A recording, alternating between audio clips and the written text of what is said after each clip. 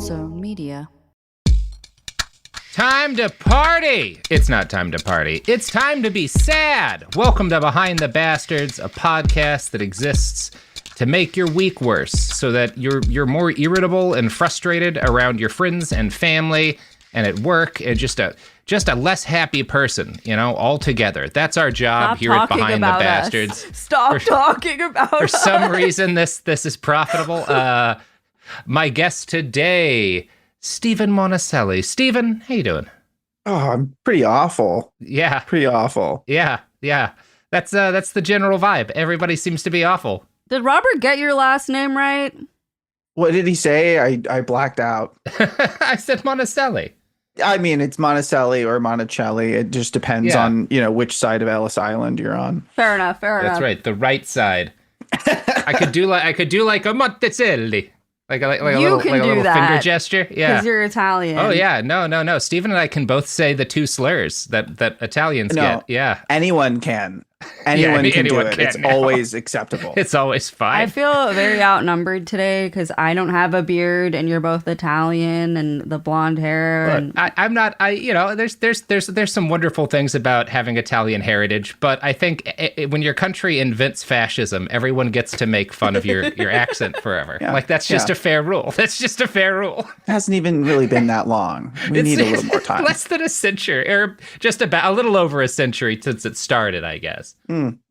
Steven, how do you feel about Texas, the state that we both came from and that you still reside in? Oh, complicated feelings. Very complicated feelings, Robert. Do we have time for that? I'm not sure. Well, that's what we're going to be talking about all week. Specifically, we're going to be talking about one of the things Texas is most famous for. I'm not talking about Shiner Bock beer. I'm not talking about some other less pleasant things than Shiner Bock beer. I am. I'm talking about one of those things. I'm talking about our death row. Oh, I thought you were going to talk about them trading Luka Doncic to my Lakers. No, I feel like it's been a long time since anyone in Texas made good sports-related choices. That's valid.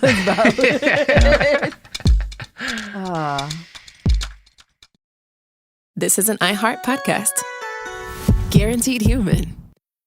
There's a difference between liking a house and actually getting it. Redfin is built to make up that difference and close the gap between finding and owning the home for you. Redfin agents close twice as many deals as other agents. So when you find a home you love, you're not a step behind when it comes to making an offer. That means less watching great homes disappear and more focus on the one you'll call home. Redfin helps turn saved listings into real addresses. Get started at redfin.com. Own the dream. There's a fire inside you can't ignore. Stand still? Not a chance. You're a lifelong learner who's come this far. Now, we're here to help you keep going further. Capella University. What can't you do? Visit capella.edu to learn more. With the all-new Audi Q3, the answer is always yes. Yes to adventure. Yes to escape. Yes to right now. The all-new Audi Q3, made for the yes life. Thank you for calling the Bombas Comfort Line. Bombas make socks, slippers, tees, and underwear made with the highest quality materials. Press 1 for comfort, 2 for style, 3 for donation. You chose style. Bombas has styles for whatever you enjoy. You can run in Bombas, lounge in Bombas, dress them up, dress them down, but always give back in Bombas. Because with every item purchased, another is donated. Bombas, comfort worth calling for. Go to bombas.com/audio and use code AUDIO for 20% off your first purchase. That's BOMBAS.com and use code AUDIO. Steven, what do you know about Texas death row? Well, I know it's pretty bad. It's one of the worst in the nation. It's sizable. And there was a period of time, I believe, when we got rid of the death penalty, and then we decided to bring it back, if I'm not mistaken. Yeah, there was a period of time in which, like, the whole country was kind of like, we need to take a look at how we handle, like, because the death penalty was stopped nationwide for a while and then reinstated in 1976 after some Supreme Court rulings. We'll talk a little bit about that. But since the death penalty was reinstated in 76, Texas has executed more people than any other state. We're at, I think, 595 right now. I've seen a couple of different numbers, but they're all around 600, like since 1976, like somewhere in that vicinity. Last year, I think Texas executed 5 people. So we execute a lot of folks. And as we'll talk about, we've executed a lot of folks that we know are definitely innocent over the last 50 years or so, right? It happens a lot. And even recently, in the past year or two, there's high-profile cases. Yeah, and if you look at like a lot of Innocence Project cases where it's like, oh, we now have evidence this guy was pretty much definitely innocent, but they got executed, Texas is often the state that they were executed in. And today, we're not talking about the whole system. That's a different episode, probably. We're talking about one guy who had an outsized role in making the system the way it was, and who has probably done more damage to psychiatry as a discipline than maybe any other single figure outside of, like, you know, the Nazi period, right? Like, we're talking about a guy who was known as Dr. Death, but in Texas. And, you know, there's another Dr. Death that was famous, Jack Kevorkian, who's the, like, advocate for a patient's right to die. I think if you and I grew up around the same time, you probably remember hearing stories about Jack Kevorkian, who also got called that.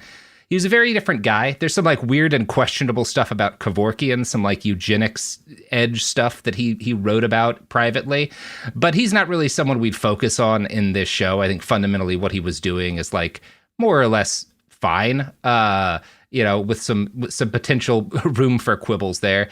The Dr. Death we're talking about is Texas's Dr. Death, and he did not assist people who wanted to die with doing so painlessly and with dignity. Instead, he took it upon himself to use a psychiatric degree to feed dozens and dozens of human beings to Texas's death row.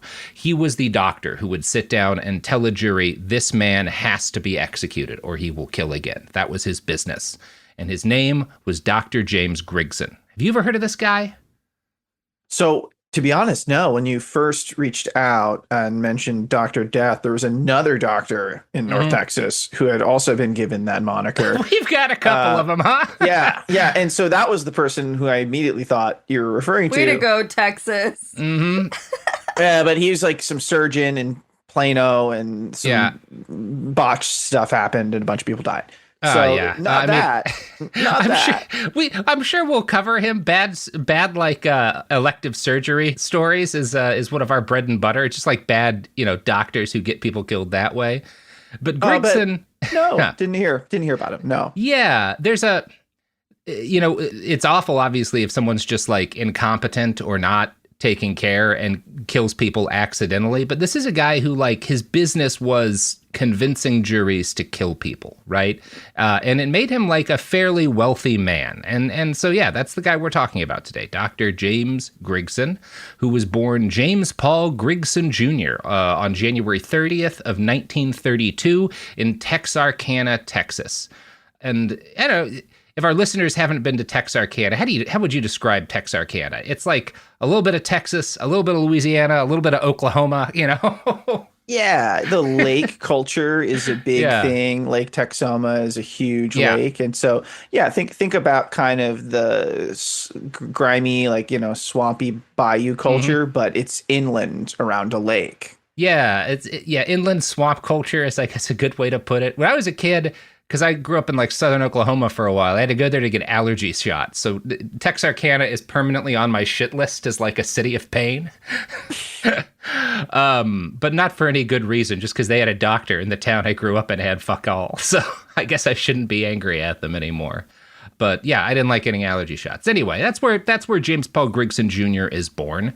His mother is Ethel Mae McLeod, and his father is James Paul Grigson Sr., obviously. We have very little about his upbringing. The few details we do get paint a picture of a kid who came from like a comfortable background, probably upper middle class. It's a little hard for me to tell, but he admitted in a 1990 interview that as a kid, his family's money came from the tombstone business, right? They had a license to sell. There's apparently a trademark type of marble that everyone used to use for headstones that's called Rock of Ages, right? And for whatever reason, you had to have like a license to, like, you had to be like a distributor to sell this shit, right? This one type of fucking marble that only this one company could license. And his family were the only ones who could sell it in like 4 states, including Arkansas and Texas. So my guess is they did pretty well, right? That's one of those businesses, like, people are always going to be dying. So yeah, I mean, the tombstone business, not a bad one to be in. And it's interesting to me that kind of from the very earliest moments of his life, this guy's financial comfort is always tied to death as a business, right? For his whole life. So crazy. It's a bit poetic. Yeah, it really is. Now, one of the few details that we get of his childhood came from an article called Travels with Dr. Death by journalist Ron Rosenbaum for Vanity Fair. And Rosenbaum quotes him as claiming in this interview, quote, he and his brother would come home from work and lock themselves into epic fratricidal chess matches, hour after hour, night after night. The doctor's brother went on to become a professional pool shark and gambler. So he's both this very competitive person. His big influence growing up is kind of a con man, right? But he doesn't go for like the petty con man business. He chooses academia, right? That's he and his brother split. His brother goes off to be a pool shark. But James has got to have that like DNA, that like desire to, I've always got to win. And also I have kind of loose morals about how I make my money, right? That seems to be something he and his brother are both kind of simpatico on. He goes to Texas A&M with a small, tight group of friends who all opt for careers in the Navy, but Jim gravitates towards science, and he winds up entering a pre-med program. He goes to Southwestern Medical School, and while he's starting medical school, he gets married to Mary Lee Stone, and they start having kids. Eventually 4 of them. He supports his growing family by working 2 full-time jobs and 3 part-time jobs at the same time, per his obituary. So that's what his family would later claim. I don't know if he's working, 140 hours a week, something like that, and going to school, but that's what he later claims. This guy is not a reliable narrator, so I don't know. Maybe he's not putting in quite that much effort, or maybe he found some really good bullshit jobs. Either way. He gets into medicine, and he really likes doing his clinical rotations. That obituary notes, Jim loved the excitement of the emergency room, but the hours of a psychiatrist allowed more family time. He loved the challenge of figuring out puzzles, the human brain being the most complicated. When finished with formal school, Jim thought he could learn more by teaching. He taught psychiatry at Southwestern for 4 years. During this period, he developed his specialty of forensic psychiatry, which became the passion of his career. And that's the kind of clean version of his backstory that clearly he told his family, and that, yeah, they wanted to believe, is that he starts teaching and he just kind of develops an interest in forensic psychiatry right as it's developing as a discipline and just falls in love with the field, right? That's what he's saying. So pretty anodyne backstory so far. Nothing too sketchy here, except for the fact that forensic psychiatry kind of has a sketchy history as a discipline, right? Mm-hmm. It's not always been the quest for knowledge of the human brain. A lot of times it's been the quest for like, well, I believe certain things about people that I don't like. And it's really nice to be able to claim scientifically that this is true, right? You know, there's not as thick a line separating psychiatry from phrenology in the early part of the 20th century as we'd like. Right. I mean, not to mix up our fields too much, but it dovetails with the lovely practice of lobotomies, which right. Some of us wish we could bring back at this point in time for our own self-benefit. Just for mercy's sake. Yeah. Maybe they had a point, right? Yeah, an ice pick in the old frontal lobe sounds nice right about now. They might have been onto something like Freud, but that's another conversation. Yeah. Right, yeah. But an apt field for someone who may have had a slightly con man-esque tendencies to fall into in the time of this story. It's a perfect field for that. And it's perfect in part because it's really new. Like forensic psychiatry as an idea was less than a century old when he kind of starts studying it, right? It had kind of begun, I mean, it depends on how you date it, but somewhere around a little over a century to less than a century old when he starts going to school, right? And that doesn't mean that it had been kind of really settled in any sort of way as a discipline for most of that period of time. We kind of start seeing the early gasps of what becomes forensic psychiatry near the middle, in the 30s and 40s, the 1830s, 1840s to kind of the mid to late 1800s. And initially, when the field first got involved, when kind of psychiatry first starts getting involved in criminal justice, in the solving of crime, and the judging of people who've been accused of crimes, the work of psychiatrists who are getting into that field is kind of initially less focused on what it will be, which is, are these people, competent to stand trial? Was this person aware of what they were doing? Are they likely to offend again? It was less focused on stuff like that than on stuff stuff like the adjudication of wills, right? Like initially forensic psychiatrists were often brought in because someone would die and give their money to someone the family didn't want it to go to. And so you'd bring in this kind of proto-forensic psychiatrist to determine whether or not the person who had died was compos mentis when they signed their will. And I found a really interesting article on this because it dovetails with what Grigson's career is going to become in the American Academy of Psychiatry Law Journal. And that article notes, the evidence suggests that post-mortem diagnoses of insanity were employed through the middle decades of the 19th century to maintain stable and predictable patterns of property conveyance in the new republic. But such diagnoses then became something of a fad, a way to raid estates. Courts and legislatures reacted against that trend during the last decades of the 19th century, when fundamental social stability was no longer an issue, in order to protect individual testators and limit the power of forensic psychiatry. So it starts off as a way for people to go like, hey, I think I should get some of that guy's money. And if I can hire a better professional than the other guy, right, then I can get this, I can have this adjudicated. And so psychiatrists start throwing themselves, I'm an expert on whether or not someone, I can tell it by their handwriting or whatever. And it becomes this huge grift, and it's just destroying people's like estates and ability to inherit. And so the courts have to come and be like, all of these fucking psychiatrists who are getting in the middle of the probate process, the estate process, are like con men, and like, we need to get you the fuck out of here. This has to stop. And that basic pattern is going to repeat itself in death penalty cases in Texas from like the 70s through the 90s, right? But it's the same pattern. So I think it's really interesting that it happens first a century earlier in like the estate and will process.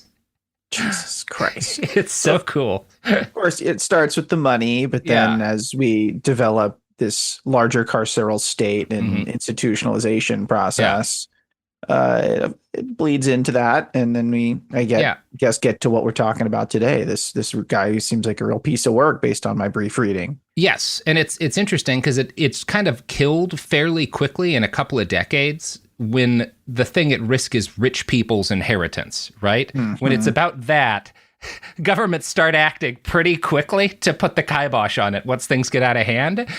So when the grift switches to like, well, let's just convince juries to kill poor people. We'll talk about how they're doing that later, don't worry. But when it switches to that, there's not as much interest in fixing it, right? Because no one's got any money.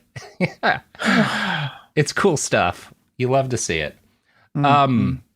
So basically the first forensic psychiatrists, or a lot of the first forensic psychiatrists in this country, I mean, you wouldn't have called them that, but these are, they're in that line of descent, were hired guns, right? They were brought in, in order to come to a specific conclusion based on who was paying them. And that, a lot of what was happening here was not really in any way different from bribery. Now, another thing is going on in this early developing field throughout the middle of the 1800s, not just in the U.S., but over in Europe. And this is that the court systems and the legal systems of Western nations are increasingly interested in how you define insanity in a legal sense, right? Now, this has been done going back. You can go back to classic. You can find cases in like ancient Greece and stuff that are relevant to this. So this is not just a century or so of history in terms of people being interested in this in the legal profession, but it really starts to get professionalized, in the middle of the 1800s, and it's kind of in this early modern period that people start accepting and building into the legal system the idea that someone can be too out of their mind to be as truly responsible for their actions, right? That there is a degree of, if a person is, dealing with a certain degree of incapacitation, they're not fully responsible for even the most heinous crimes, right? That's one of the things going on here. There's some less positive things going on too, including, again, eugenics is happening in this period. So there's also interest in how do we determine who's sick so we can stop them from breeding and passing on their sickness. That's the dark side of this. But, one of the good things is that early defense attorneys are a lot of the people who are most interested in pushing, we need to be defining when someone is not compos mentis, right? Even if they absolutely did the crime, because that should matter. And there's a bit of a debate. I found some articles from historians who kind of study the history of insanity as a legal concept. There's a little bit of a debate as to whether or not we should see this medical concept as something that was first pushed by legal experts, primarily defense attorneys, in other words, and thus is an example of the expansion of the power of law, right? Mm. That like the law was really responsible for pushing this concept into the science, right? And for incentivizing, early psychiatrists to have an interest in declaring people to be insane, right? That was something that came about in part because the law was pushing it. And one of the people who argued this was Michel Foucault. Per an article in the Journal of Medical History, though psychiatric expertise for a brief moment may have been introduced as an alternative mode of power, it soon found its place alongside the law in the medico-legal apparatus of the 19th century, thereby expanding power rather than usurping it. In this manner, the alleged humanization of punishment in the 19th century was countered by the expansion of disciplinary power.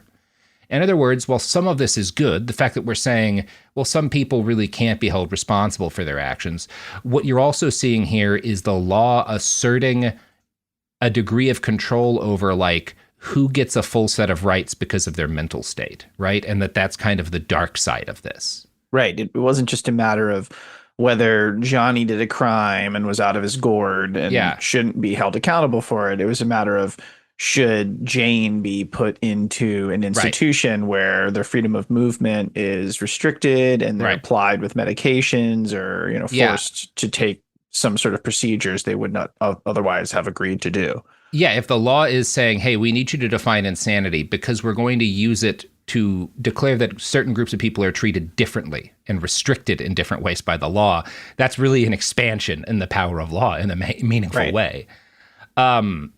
So yeah, in other words, there's kind of a couple of different major developments that set the stage for our doctor death, right, in the late 1800s and the early 1900s, which is that forensic psychiatrists are often being used as hired guns to secure desired results in court, and that's very much at the root of the profession, and that the concept of insanity and definitions of mental health become incorporated into the legal process in a way that is going to make medical diagnoses a relevant aspect of how the state can prosecute people and what it can do to them.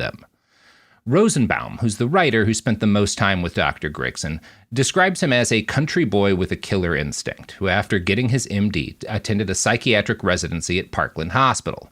He teaches for a while, but Rosenbaum asserts this doesn't provide him with enough of a challenge or enough of an opportunity to compete, right?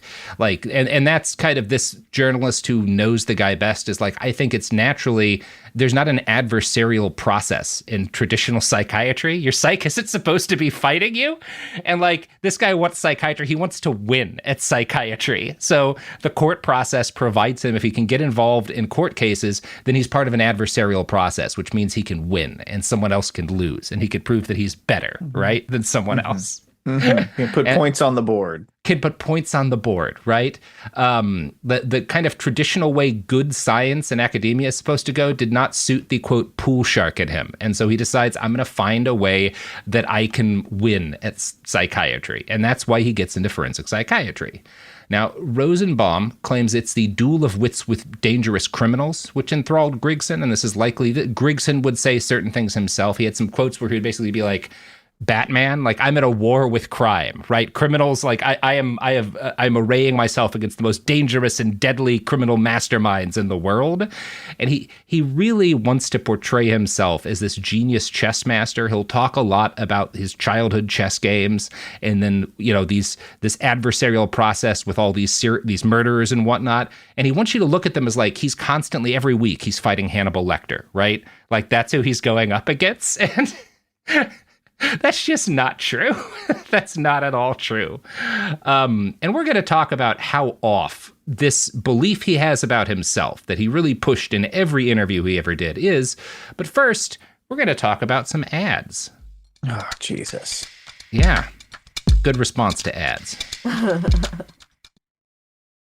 Support for the show comes from Public, the investing platform for those who take it seriously. On Public, you can build a multi-asset portfolio of stocks, bonds, options, crypto, and now generated assets, which allow you to turn any idea into an investable index with AI. It all starts with your prompt. From renewable energy companies with high free cash flow to semiconductor suppliers growing revenue over 20% year over year, you can literally type any prompt and put the AI to work. It screens thousands of stocks, builds a one-of-a-kind index, and lets you backtest it against the S&P 500. 1-800-500. Then you can invest in a few clicks. Generated assets are like ETFs with infinite possibilities, completely customizable and based on your thesis, not someone else's. Go to public.com/podcast and earn an uncapped 1% bonus when you transfer your portfolio. That's public.com/podcast. Paid for by Public Investing. Brokerage services by Open to the Public Investing Inc. Member FINRA and SIPC. Advisory services by Public Advisors LLC, SEC registered advisor. Generated assets is an interactive analysis tool. Output is for informational purposes only and is not an investment recommendation or advice. Complete disclosures available at public.com/disclosures.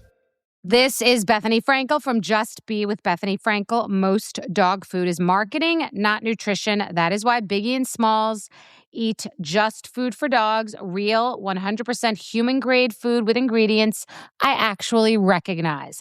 And yes, I do see the difference. Better digestion, healthier skin, more energy, dogs that feel better, my babies. If you've been on the fence about switching, stop overthinking it. What's more important than your furry babies and their health? Go to justfoodfordogs.com right now and get 50% off your first box. No code needed. Just try it. Tired of spills and stains on your sofa? Wash away your worries with Anabay. Anabay is the only designer sofa that's machine washable inside and out, starting at just $699. Plus, Anabay sofas are pet-friendly, stain-resistant, and feature changeable slip covers and modular pieces. Get up to 60% off site-wide with a 30-day money-back guarantee. Visit washablesofas.com to get yours now. That's washablesofas.com. Offers are subject to change and certain restrictions may apply. Let's talk about modern home shopping. It's sort of become a fun side hobby, right? Scrolling listings at night, dreaming about kitchens you've never seen, or backyards you haven't even stepped foot in, all from the comfort of pretty much anywhere. Redfin knows a lot of people like you want to own, but are stuck in this browsing mode loop. That's where Redfin flips the script. With listings that update within minutes and tours you can book right from the Redfin app, you can see your dream home the moment it appears. Now, liking a listing is easy, but actually landing it, that's where Redfin comes in. Redfin has over 2,200 agents with local expertise. And Redfin agents close twice as many deals as other agents. That means they want to help you win, not just window shop. Redfin is built to help you go from just looking to wait, this could actually be home. So become the newest neighbor on the block. Visit redfin.com to start finding and start owning. That's redfin.com. And we're back. Well, I don't know about you, but I'm planning on purchasing that product and/or service. You know, I'm gonna use money as a means of exchange in order to buy goods and services. That sounds fun to me. We love the money form. We love the money on this form. Podcast. What kind of money do you use, Steven? Are you one of those? Do you like to drag around those big, like 500-pound wheels and roll them across the ground and use those as a means of exchange? I like cuneiform tablets. Oh, yeah, or anything that you can really feel the heft of it when it's in your pocket. Yeah, because I like that too so much better than like I never call a company anymore. I'm not going to get stuck on the phone with a chatbot if I have a complaint. I'm going to like hammer into like a mud tablet. I'm going to hammer into mud and dry it, and then I'm going to mail that cuneiform tablet to whatever company and complain about the poor grade copper that they're selling me. You know. Yeah, the only issue is I find that they don't take it on the online gambling sites that may or may not have been advertised before this. So that's the one downside. But I'm keeping myself straight these days, so I'm doing what I can. That's good. Cuneiform is good for that. Speaking of keeping yourself straight, Dr. Grigson is fascinated by people who can't keep on the straight and narrow, right? These are habitual criminals. These are folks who have serious impulse control issues, which is obviously the majority of folks who wind up committing capital crimes, right? Now, there are a number of kind of different psychiatric diagnoses that we use today for, these kind of people. The word Grigson uses, and the word that you find over and over again in all of the reporting on his work, is sociopath, right? He is fascinated with sociopaths. He likes to diagnose people as sociopaths, right? And it's very important that you understand, because this is my pet peeve. Sociopath and sociopathy are not medical diagnoses. They absolutely are not. No one is diagnosed as a sociopath. It's not a medical diagnosis. It is a term people like to use because they think it is, but it's not. Now, it used to be the term that was proper, that people tended to use kind of interchangeably with sociopath, is psychopath, right?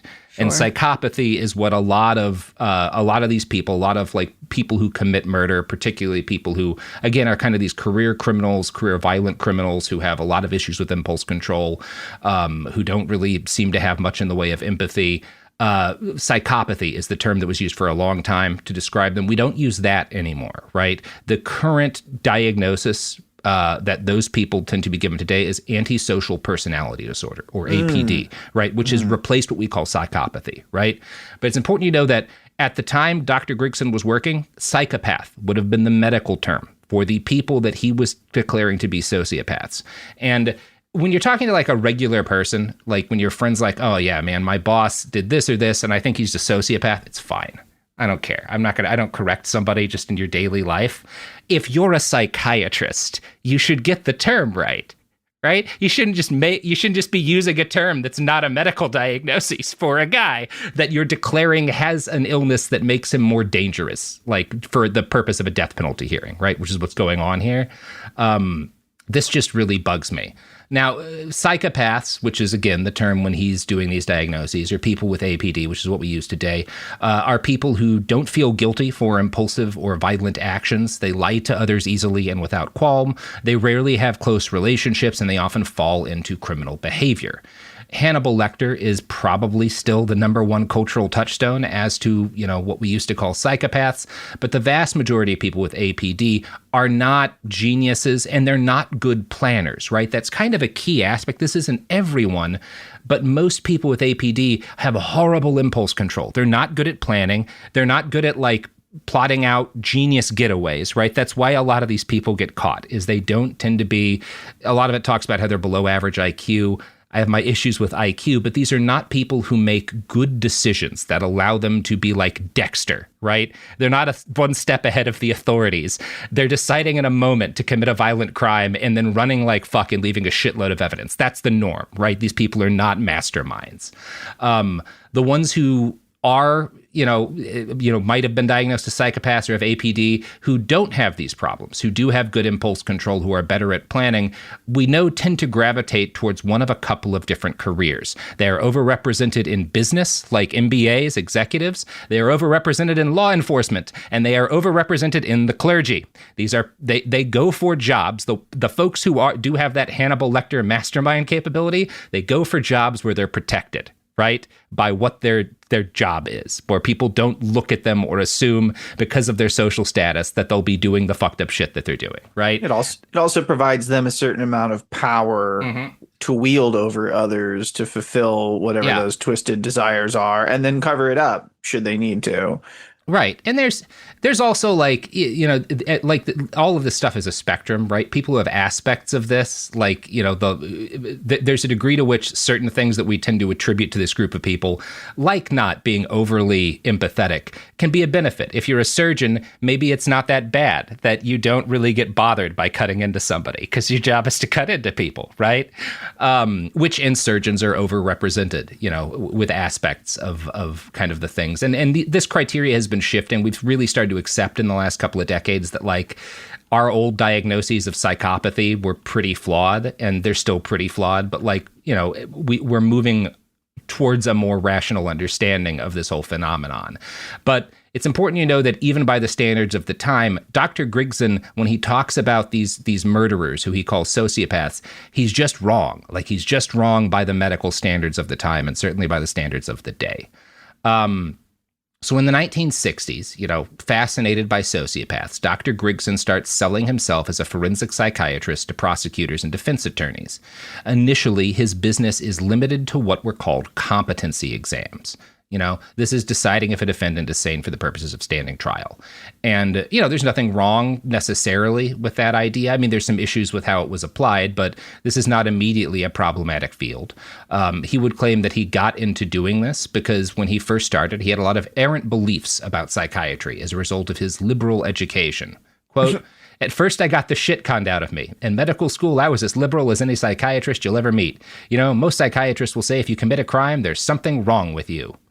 And I don't really think that's true. Because, like, most people who commit crimes, it's like, I don't know, most psychiatrists would be like, oh, you got like a possession of small amount of marijuana. You must have a mental illness, or right? Or you didn't pay a speeding ticket for too long because you couldn't afford it and you got a warrant. You have a mental ill. And that's like, even like petty theft, I get very rarely is going to get you diagnosed with a mental illness. Like, I don't think most psychiatrists say this. No, not at all. No. And it's, you know, it's also probably not even the case with murder necessarily, right? Because most of the evidence, even at that time, suggests that the majority of murders are crimes of passion, right? Which is people who are otherwise sane and who are otherwise functional, who lose their shit in a moment in a disastrous way, right? Not somebody who, but most murderers are not people who want to keep murdering, right? It's like a thing that happens in a moment of passion. And, you know, it's debatable generally as to whether or not there's anything you would diagnose them with as well. So I just think he's describing the rest of his field badly, because his entire career is going to be spent defining himself in opposition to every other psychiatrist. Like, he hates everyone else in this discipline because he thinks they're all wrong. So he has to make up lies about what his fellows are doing. So he claims that, like, he comes in with all these ideas about, you know, oh, all these people must just be sick. And then he spends several thousand hours interviewing accused murderers. And he starts to understand, oh, no, all of the other psychiatrists are wrong. These people aren't sick. Quote, they were just mean. I often think there ought to be a diagnosis, you know, mean son of a bitch. So really good scientist here.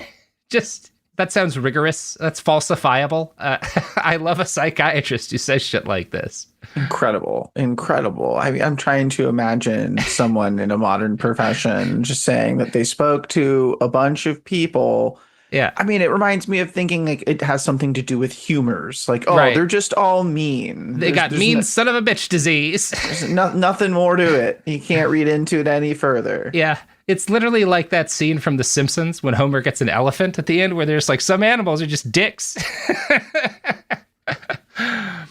So over time, he goes from declaring people not competent or competent to stand trial to declaring more and more defendants perfectly sane, right? Like he starts, as he's doing this, coming to the conclusion that like almost nobody deserves to, you know, get off or deserves to have, you know, their sentence mitigated as the result of this.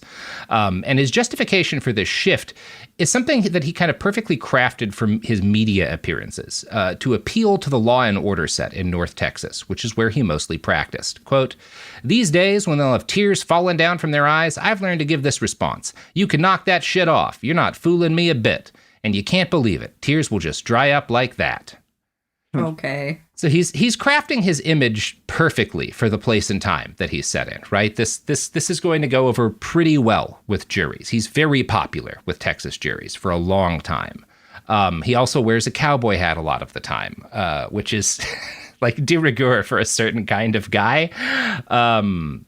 Anyway, it's a little unclear to me whether or not, you know, he ever had a liberal period as a psychiatrist, if this is just, again, part of the image he crafts because it sells well, that like, oh, I used to be one of those liberal, soft on crime weenies, but then I learned the truth, right? Either way, he starts testifying about the mental status of people accused of capital crimes in 1967. And the main shift here is that he's no longer testifying, is this person competent to stand trial? After 67, he's primarily testifying, should this person be subjected to the death penalty, right? And to explain why. Why is a psychiatrist involved in this? Why does that matter, right? Why would you allow a psychiatrist to testify about this? Comes down to something that is not quite unique to Texas, but is almost unique to Texas in this period. So his first years practicing come during a very messy time for the death penalty, right? There are a bunch of subcommittees and committee meetings in the early 70s after there's this kind of moratorium on the death penalty in Texas where they're trying to figure out, how do we as a modern state continue to have a death penalty? What should that look like, right? Because, you know, we're past the age of some Texas Rangers just going in and hanging people, right? We can't do that anymore. Walker Texas Ranger doesn't look nearly as good if he's literally putting people in a gallows. So how do we actually like build this into our system in a way that's modern? And this is part of, there's this massive debate nationwide at the federal level over the death penalty and like what the laws should be about it. And Texas being Texas, we're going to want to find a way to both keep executing people and justify it as a matter of necessity, right? We don't want to seem backwards while we're doing it. So like most Texas laws, the process of creating a modern death penalty standard to kind of replace the old ways was rushed and messy. Texas Law Review describes the Texas legislature's process as, quote, somewhat confused, which is generally accurate with how the legislature works today. Time is a flat circle, my friend. Generous description. Yeah, generous description, kind to the state and House and Senate, who both wind up with different and conflicting standards, right? They both propose like very different sets of rules for how the death penalty ought to work, and they find themselves having to reconcile this in a very short time frame. And I want to quote from a passage by the Texas Law Review to give you an idea of how messy the process was. With only Memorial Day weekend to go before adjournment, the House called a conference committee to resolve the differences between the two bills. On the very last day, the conferees presented a scheme which appeared in neither the House nor the Senate bill, along with newly minted language about a probability that the defendant would be a continuing threat. That same day, both houses passed the committee report by huge margins without specifically considering the new language on future dangerousness. So in order to get out for the long weekend, after like deliberating and coming up with their own plans, they back something completely different that no one's read because like, look, man, are we going to give up? I got to get out to the lake. It's hot. It's hot during the legislature. You got to get the hell out of Austin. Yeah, come on. Mm-hmm. Got the barbecue ready to go. Right. So the vague and poorly written nature of the initial legalese leads to several years of disputes and ultimately a state Supreme Court case in 1976. The system that results from this is indeed a modern one, in that it creates a several-step roadmap towards deciding when and who would be executed, right? Basically, the Texas legislature builds a flowchart of death to determine, like, we've convicted this guy, should we kill him? So the first thing that has to happen is the jurors have to agree unanimously that the convicted murderer had deliberately sought out to kill their victim, right? If somebody just like is drunk and hits someone with a car, that's not a death penalty case, right? There's not a deliberate intent there, you know?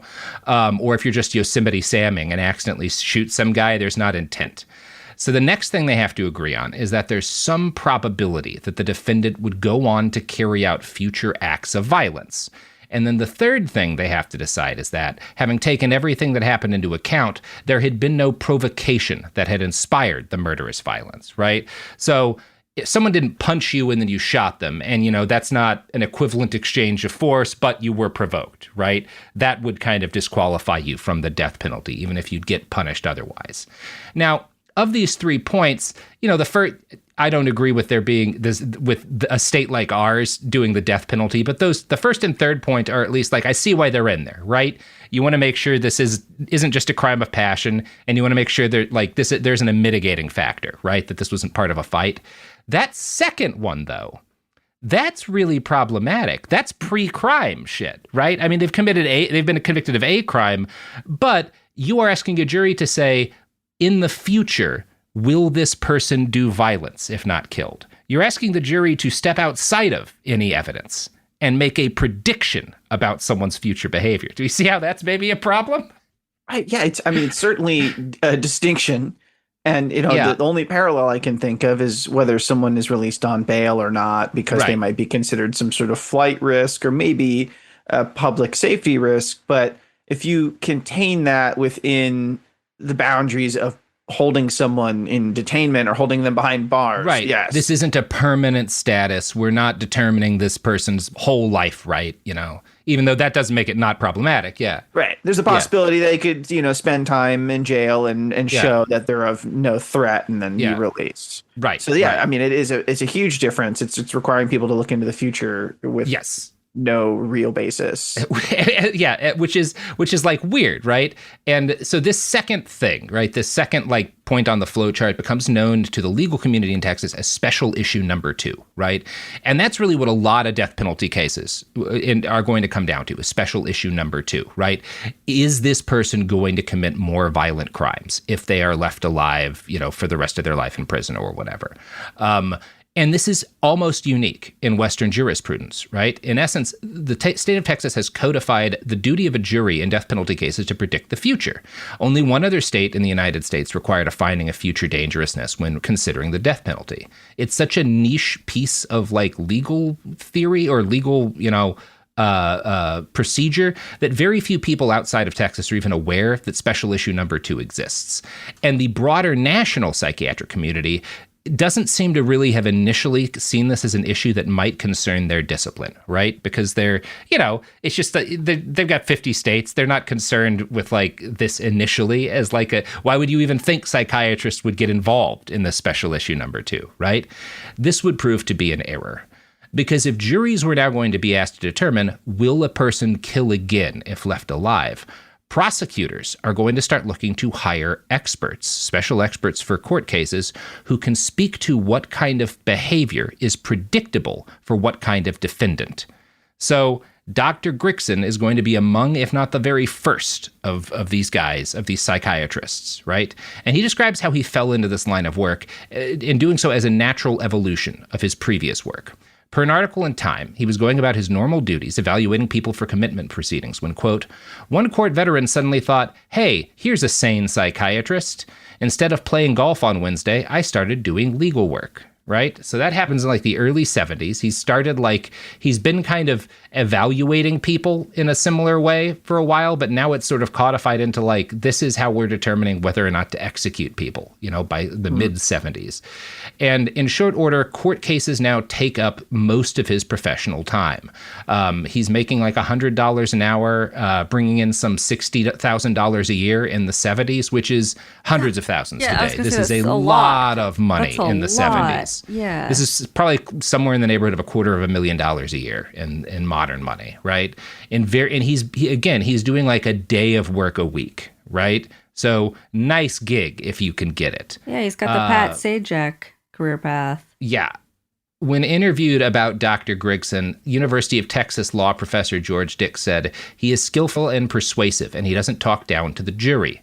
Most importantly, Dick said, Grigson is more willing than most colleagues to make predictions about a defendant's future behavior, and really strong ones, right? He's willing to say, this person will definitely, as opposed to other psychiatrists who get up and be like, well, it's not uncommon for people with this to reoffend, but I can't say. He will say, oh, I can guarantee you 100% this person will kill again if you don't execute them now, right? You're not supposed to do that. No. He was giving his clients what they were paying for, it sounds like. Yes, exactly.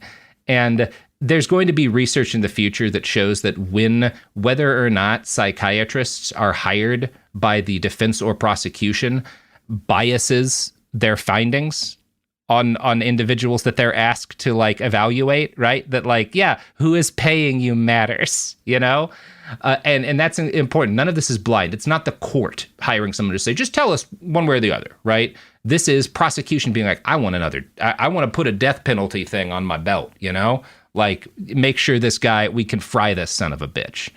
Now, this is, again, not something that psychiatrists should be doing or that was ever considered to be okay within the mainstream of psychiatry in this period. But Dr. Grigson takes it upon himself to make himself Texas's most recognized expert on whether or not someone will kill again if left alive. Writing for Vanity Fair, Rosenbaum describes, quote, this is where the doctor comes in. He'll take the stand, listen to a recitation of facts about the killing and the killer, and then, usually without examining the defendant, without ever setting eyes on him until the day of the trial, tell the jury that, as a matter of medical science, he can assure them the defendant will pose a continuing danger to society, as defined by number 2. That's all it takes. What makes the doctor so effective, both prosecution and defense lawyers will tell you this, is his bedside manner with the jury. He is kindly, gregarious, country doctor manner, his reassuring, beautifully modulated East Texas drawl help jurors get over the hump and do the deed. Says one bitter defense lawyer, he's kind of like a Marcus Welby who tells you it's okay to kill. Jesus.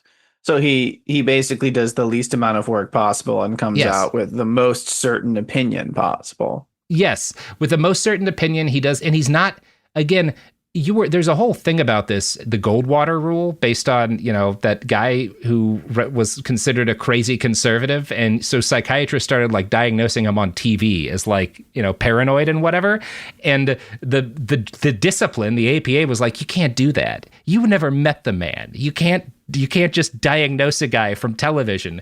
And he's not even diagnosing them from TV. He's like sitting across from a dude reading a police summary of the crime and going like, oh yeah, let me tell you what this guy's got. Insane. So insane. And getting paid so much money to do so. And getting paid a lot of money. By the way, Marcus Welby, MD, was a TV show about a doctor. Wow. Yeah. James Brolin played one of the characters. So there you go. Wow. Young James Brolin. Good stuff. So this is bad ethics. And this kind of starts initially when he's doing this. He'll go in and he will interview the defendant, and he'll interview them under false pretenses. He'll interview them under the pretenses of determining whether or not they're sane. And then sometimes he'll even be paid to do both. He'll be paid to determine whether or not they're sane. And then he will use that same analysis of them in order to say, oh yeah, this guy will definitely kill again, right? Which is really ethically questionable. The fact that he's effectively interviewing people under false pretenses in order to diagnose them in what is, there's a lot that's going to be like very questionable about this to a lot of people.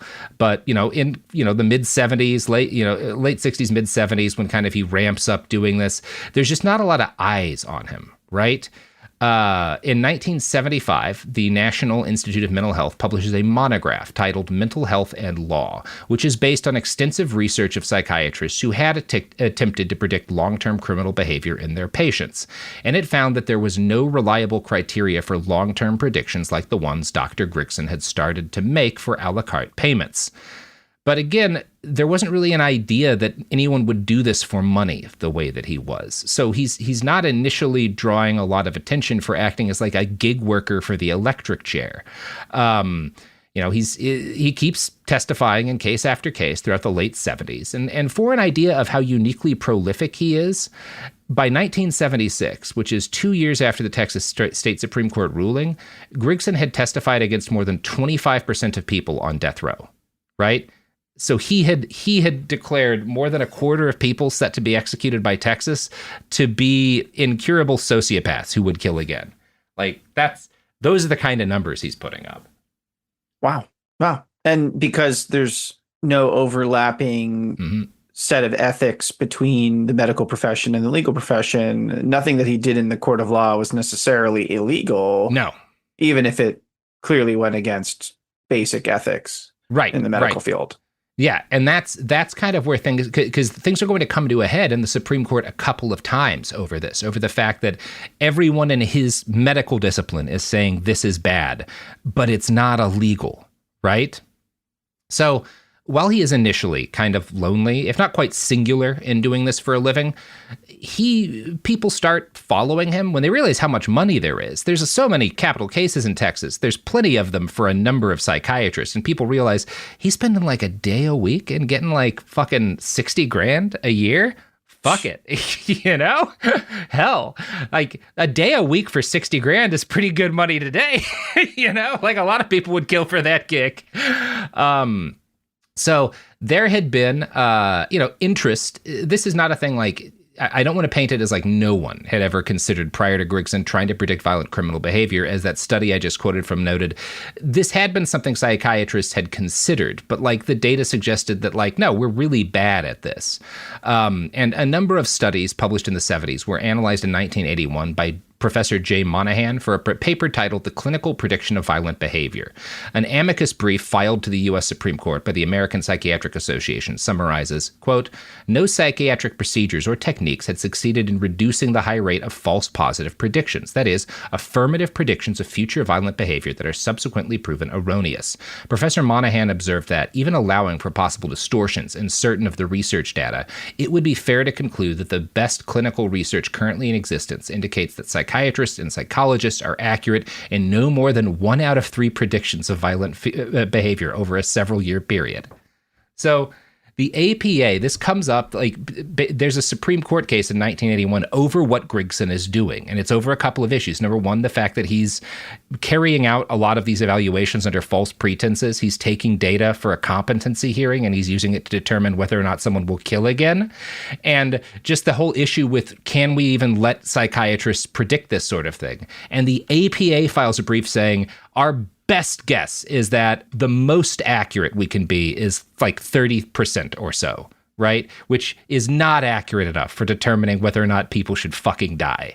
And that's like the data that the Supreme Court's going to have. I mean, it's higher than I thought it would be. It's actually much lower than that. Again, this is the data they have in 81, right? Right. But it's low enough to show that, like, what he's doing isn't ethical. And this is kind of the first time Dr. Grigson blows up. And there's a little bit of a media circus around this case and around Dr. Grigson. This is when he starts being identified as Dr. Death in, like, a big way.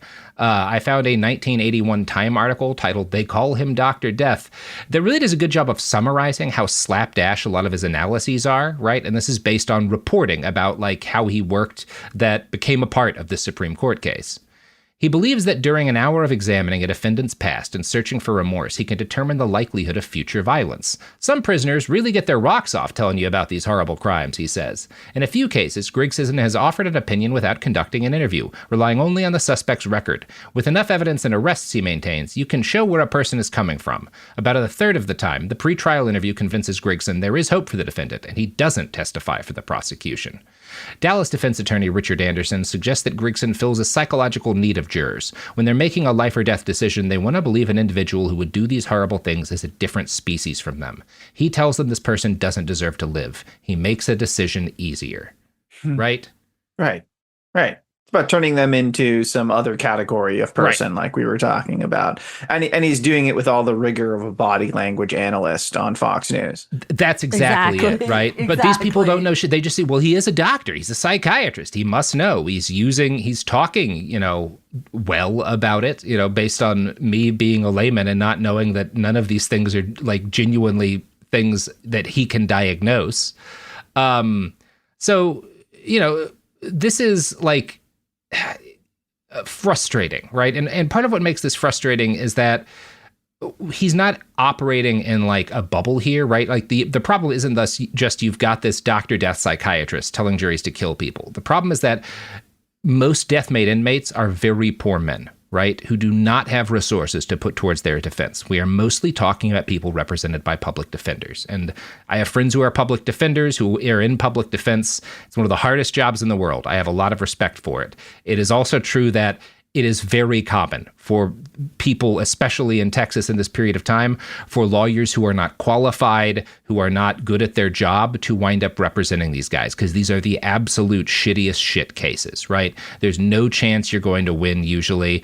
And a lot of these, we'll talk some about the data, but there's a lot of bad representation going on here. And there's also just a lack of resources because prosecutors are much better funded than public defenders. So prosecutors can pay to bring in Dr. Grigson, whereas a public defender may not be able to bring in someone of equal gravity, right? They can't afford a medical professional. So you wind up, when Dr. Grigson takes the stand, he's being cross-examined by some guy who next to him seems like a yokel country lawyer questioning a man of science, right? Right.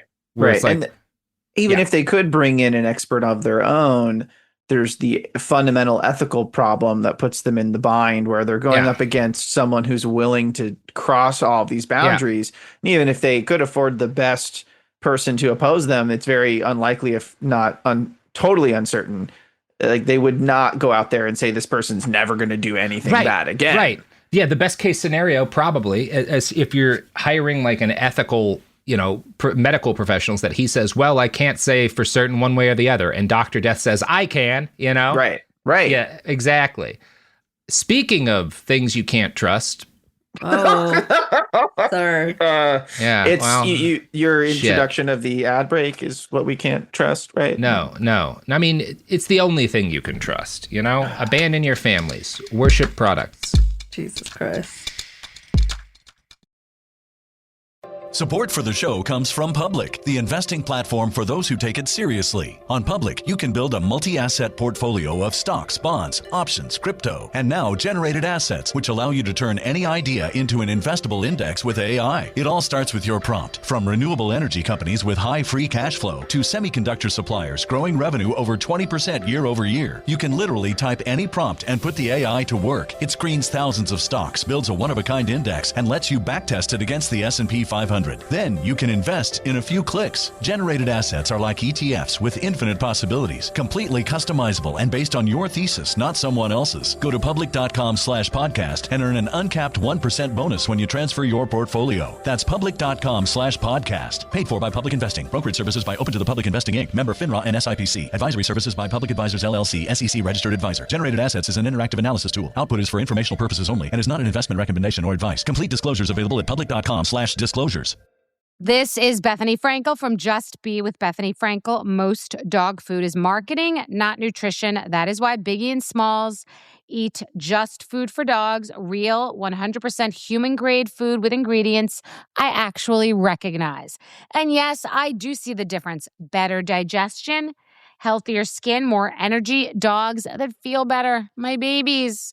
If you've been on the fence about switching, stop overthinking it. What's more important than your furry babies and their health? Go to justfoodfordogs.com right now and get 50% off your first box. No code needed. Just try it. Sink into affordable luxury. Anabay is the only machine-washable sofa, inside and out. With stain-resistant slip covers and a cloud-like frame duvet, everything goes right in the wash. Plus, the modular design lets you change the look of your space anytime. Visit washablesofas.com to upgrade your home. Shop up to 60% off site-wide, with sofas starting at just $699 and a 30-day money-back guarantee. Shop now at washablesofas.com. Offers are subject to change, and certain restrictions may apply. Let's talk about modern home shopping. It's sort of become a fun side hobby, right? Scrolling listings at night, dreaming about kitchens you've never seen, or backyards you haven't even stepped foot in, all from the comfort of pretty much anywhere. Redfin knows a lot of people like you want to own, but are stuck in this browsing mode loop. That's where Redfin flips the script. With listings that update within minutes and tours you can book right from the Redfin app, you can see your dream home the moment it appears. Now, liking a listing is easy, but actually landing it, that's where Redfin comes in. Redfin has over 2,200 agents with local expertise. And Redfin agents close twice as many deals as other agents. That means they want to help you win, not just window shop. Redfin is built to help you go from just looking to wait, this could actually be home. So become the newest neighbor on the block. Visit redfin.com to start finding and start owning. That's redfin.com. And we're back. We're back, giving out good advice. So that was a hard listen. Yeah. They can't all be gyms, Sophie. They can't all be gyms.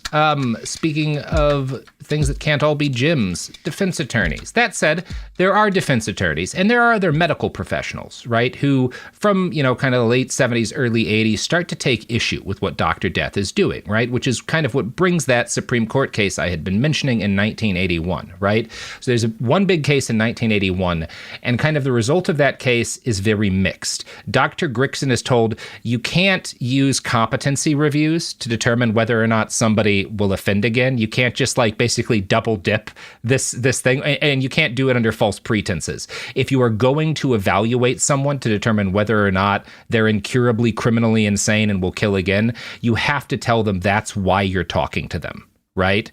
But the Supreme Court also says, but you also don't need to talk to anyone. You could just say shit. That part's fine, actually. So it's this classic Supreme Court ruling where it's oh, good, I think we're on the right track. No, you just actually made it worse. You just made it much worse. So that's 1981. And then the next major battle in this conflict is going to erupt again at the U.S. Supreme Court. In 2 years, there are 2 cases involving Dr. Grigson at the U.S. Supreme Court. That's how fucked up a psychiatrist this is. That's a lot. Crazy. So this 1983 case is Barefoot v. Estelle. Now, the underlying case that had started years earlier before it got to the Supreme Court case is a murder case, obviously. And the gist of that case is that a man with the very unlikely name of Thomas Barefoot was convicted of murdering a police officer. So his Texas jury has to determine whether or not he should... Barefoot. Yeah, fucking, what a weird name. Thomas Barefoot. So he gets convicted, and so after he's convicted, a jury has to decide, do we death penalty this motherfucker? And obviously it comes down to that future dangerousness question once again, and 2 psychiatrists are brought in to give their opinions, and one of those psychiatrists is Dr. Grigson. By this point in the early 80s, what had started, Grigson had been not maybe the only guy starting it, but the major one. It's a cottage industry right now, And both Grigson and his colleague are kind of in lockstep. Neither of them talk to Barefoot. Neither of them are asked to talk to Barefoot. And this does not stop them from both diagnosing him. Dr. Grigson calls him a criminal sociopath. That's his diagnosis, which is, again, not a diagnosis. He then says... Basically, I like to rate sociopaths on a scale of 1 to 10, and then says I put Barefoot above 10. So he can't even be consistent to the logic of the made-up psychiatry. You can't say, I rate this on a 1 to 10 basis, and this guy's higher than 10. That's not how that works. He's talking about his fucking guitar amplifier. Yeah. Like, we're cranking this goes up to 11. No. It doesn't. Be consistent with your bullshit. If you're going to fake make up your own system of criminal sociopathy, you can't then say, but also fuck the system I made up, So I know this is going to be hard for our listeners in the year 2025 to accept. But even though that's patently bullshit, the 1983 U.S. Supreme Court kind of sucked ass, and they ultimately upheld that's so shocking to hear. Yeah, wild.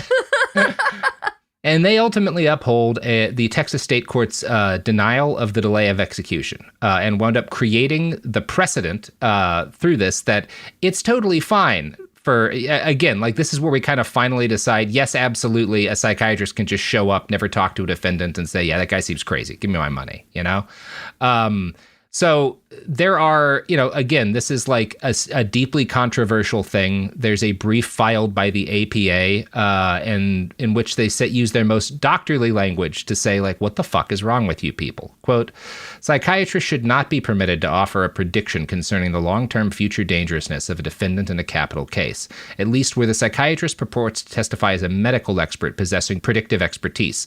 The large body of research in this area indicates that even under the best conditions, psychiatric predictions of long-term future dangerousness are wrong in at least 2 out of every 3 cases. The forecast of future violent conduct is at bottom a lay determination made on the basis of essentially actuarial data to which psychiatrists can bring no special interpretive skills. The use of psychiatric testimony on this issue causes serious prejudice to the defendant. By dressing up the actuarial data with an expert opinion, the psychiatrist's testimony is likely to receive undue weight. It provides a false aura of certainty and impermissibly distorts the fact-finding process in capital cases. The APA goes on to argue that it's also really fucked up for Dr. Grigson to pretend criminal sociopathy is a diagnosis, because it wasn't, and he shouldn't be telling juries shit like that because it's nonsense.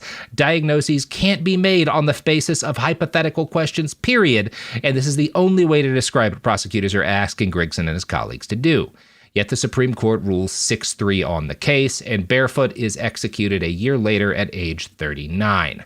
The court's ultimate reasoning is fucking stupid. They grant the APA that, like, well, you're right in your criticisms of this guy. This guy's clearly like a kook and a con man, right? And you're totally right. He shouldn't be doing what he's doing. But there's nothing constitutionally impermissible about his testimony.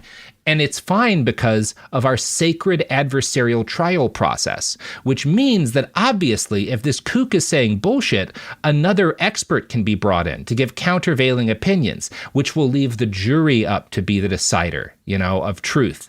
Even though this is a case of medical professional ethics and which they have no educational standing, right? Basically, it's fine because theoretically another psychiatrist could come in and say he's wrong. Your Honor, it's my professional medical opinion that the defendant is a stinky little piss baby and you should probably kill him. You should probably kill him. And that's my medical opinion. And then it's the responsibility of the defendants to bring in someone who's gonna say what that guy's insane, but that doesn't seem to have happened either. And I love that, like, the jury is supposed to look at these two professionals with like a dozen years of schooling each and be like, which one of them is right based on my experience being a guy who didn't get out of jury duty. Like, I'm not. You should do jury duty, people. Yeah, you should. It's good. So there's so much wrong with this ruling. Like, one of the things that's wildly fucked up is that the dissent is written by Justice Harry Blackmun, who is very pro-death penalty. Normally, like, a pro-death penalty justice is like, oh my God, what the fuck is wrong with the rest of you? Quote, the court holds that psychiatric testimony about a defendant's future dangers is admissible, despite the fact that such testimony is wrong 2 times out of 3. The court reaches this result, even in a capital case, because it is said the testimony is subject to cross-examination and impeachment. In the present state of psychiatric knowledge, this is too much for me. One may accept this in a routine lawsuit for money damages, but when a person's life is at stake, no matter how heinous his offense, a requirement of greater reliability should prevail. In a capital case, the specious testimony of a psychiatrist, colored in the eyes of an impressionable jury by the inevitable untouchability of a medical specialist's words, equates with death itself. Yeah. Okay. Pretty good. It's a pretty good dissent. Yeah. That's not a bad one. And, I appreciate that he's willing to acknowledge all kinds of clowning that goes on in your standard court of law with nonsense arguments being deemed. We can handle that. It's fine. We'll give it a pass. But when it comes to killing somebody, that's insane. Yeah, it's fucking nuts. Oh, man. It reminds me, I watched with a friend of mine who is a public defender a while back, the movie And Justice for All with Al Pacino, which I have been told is the best movie about a public defender ever made, and people should definitely watch it. Like, there's some really good Pacinoing going on in that one, and he is like at peak Pacino. Peak Pacino. Peak Pacino. Look at him. He's a little bitty guy. He's a little baby in this movie. So cute. We love a small, angry Italian man. Yeah, just a tiny, furious Italian man. We don't have enough of those in our... Who's our angriest Italian movie star today? Oh, no. I think that era is over, unfortunately. Yeah, that's tragic. They all changed their names, these days. We only have angry Italian politicians, and none of them are particularly good. Yeah, see, Hollywood needs more DEI, which is, of course, dramatic Italian inclusion. That didn't work very we're well. working on that. We're working on that. We're working on that. That was not it. You did not get the letters correct there, buddy. It's fine. It was close enough. I was rooting for you, but it was close enough. We just have a lot of tiny men in Hollywood. None of them happen to be angry or Italian, though. Yeah, it's tragic. Yeah. Well, anyway, everybody, figure that out. Find me an angry little Italian man. Steven, you got anything to plug? Well, I mean, I think, if you haven't listened to the Viral Texas series I did for Cool Zone on It Could Happen Here, please go listen to that. I just wrote something angry for MSNBC about the awful, catastrophic Texas flood. Jesus. And that has a lot of preventable deaths that were totally unnecessary because it's too expensive to prevent people from dying in places where floods are common and historically known to kill people. Yeah. So, check that stuff out. And I guess, there's one question I neglected to ask, or I don't think you got into, Robert. But was there anything in common that a lot of these people that Dr. Death testified against, did they have anything in common? Like, was there a thread? I mean, were they of a lot of different races? Tended to be poor. Now, they're not all. In fact, one of his really major cases that we'll talk about next episode is it's a white guy that he gets on death row, right? As the result of the actual murder lying about it. Yeah, so it's not entirely, but yes, his cases match with the general trend in Texas death row, which is that Black and Hispanic men are overrepresented. Right. There's a long history of trumped up cases involving poor Black men in Dallas that may or may not involve death row cases. Yes, he is as a standard matter, more than a quarter of Texas death row cases he testifies on during the several decades that he is involved in it. And as a rule, the evidence I've seen suggests that it matched the broader demographic problems. And we're not going to go into a ton of detail on that, just because the issues with the death penalty are broader in that. But yes, like his issues certainly do not escape the overall bias of the system. Like they are part of, they sort of are in line with the overall biases of the system. It would be fair to say. Yeah. Overwhelmingly though, like the number one thing that these folks have in common is that they are very poor and have very little access to any kind of legal resources, right? Because a big part of this is that a lot of these folks are going to be shown, or at least heavily suggested, to have been innocent after their conviction. That's what we'll be talking about in part 2. And a big part of why that happens, it's obviously not separate from race, and neither is poverty, but it's because the whole legal system in Texas is set up to make it very easy to kill poor people, even when it's known, and it's known by the police and the prosecutor, that they've got the wrong person, and they're just kind of doing it for numbers, right? Like, well, fuck it, no one's going to stop us from killing this guy, right? That's a recurring trend here. Crazy. Well, on that note, thanks for having me to talk about such lovely topics. Uplifting. Yes. Uplifting. Feeling good. Mm-hmm. Yeah. I'm feeling so much better. Everything's fine. Everything's fine. I feel less awful now. Thanks, Robert. Thank you. All right, everybody. Go to hell. I love you. We'll be back for part 2. Mm-hmm. Bye-bye. Behind the Bastards is a production of Cool Zone Media. For more from Cool Zone Media, visit our website, coolzonemedia.com, or check us out on the iHeartRadio app, Apple Podcasts, or wherever you get your podcasts. Behind the Bastards is now available on YouTube. New episodes every Wednesday and Friday. Subscribe to our channel, youtube.com/@BehindTheBastards. A BetterHelp ad. We get it. February is full of flowers, candy, and, of course, lots of talk about relationships. It can feel like everyone else has it all together in their love lives. But the truth is, we're all still figuring it out. Whether you're working on your marriage, navigating the dating apps, or prioritizing staying single, no matter where you are, you're right on time. Therapy can help you find your way and take some of the pressure off yourself so you can determine what you want, what feels heavy, and how you can feel lighter.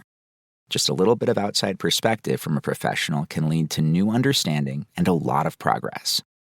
So the next time you're feeling iffy about your love life, try therapy with BetterHelp and see where it takes you. And remember, you're right on time. Visit BetterHelp.com for 10% off. That's BetterHelp.com. This is Bethany Frankel from Just Be with Bethany Frankel. Let me be blunt. Most dog food is junk. It just is. And I'm not feeding junk to Biggie and Smalls. That is why they eat Just Food for Dogs. It's real, 100% human-grade food with ingredients I actually recognize, not mystery pellets pretending to be healthy. And once I switched, the difference was obvious. Better digestion, better skin, more energy, dogs who actually feel good instead of just surviving dinner. Here's the thing. You care about quality. You make an intentional choice to be healthy. So why are you gambling with your dog's health? So let's think about our furry babies. Go to justfoodfordogs.com right now and get 50% off your first box. No code, just try it. Because once you see the difference, you're not going back. Kids, pets, life, your sofa sees it all. But with a washable sofa, stains don't stand a chance. All of our sofa collections come with fully machine washable covers and cushions, making cleanup effortless. Liquid and stain-resistant fabrics provide extra protection against everyday messes. Plus, with modular designs, you can rearrange your sofa however you like. Perfect for growing families and changing spaces. Starting at just $699, it's time to upgrade to a stress-free, mess-proof sofa. Visit washablesofas.com today and save. Offers are subject to change and certain restrictions may apply. Honestly, no one wants to think about HIV, but there are things that everyone can do to help prevent it. Things like PrEP. PrEP stands for pre-exposure prophylaxis, and it means routinely taking prescription medicine before you're exposed to HIV to help reduce your chances of getting it. PrEP can be about 99% effective when taken as prescribed. It doesn't protect against other STIs, though, so be sure to use condoms and other healthy sex practices. Ask a healthcare provider about all your prevention options and visit findoutaboutprep.com to learn more. Sponsored by Gilead. This is an iHeart podcast. Guaranteed Human.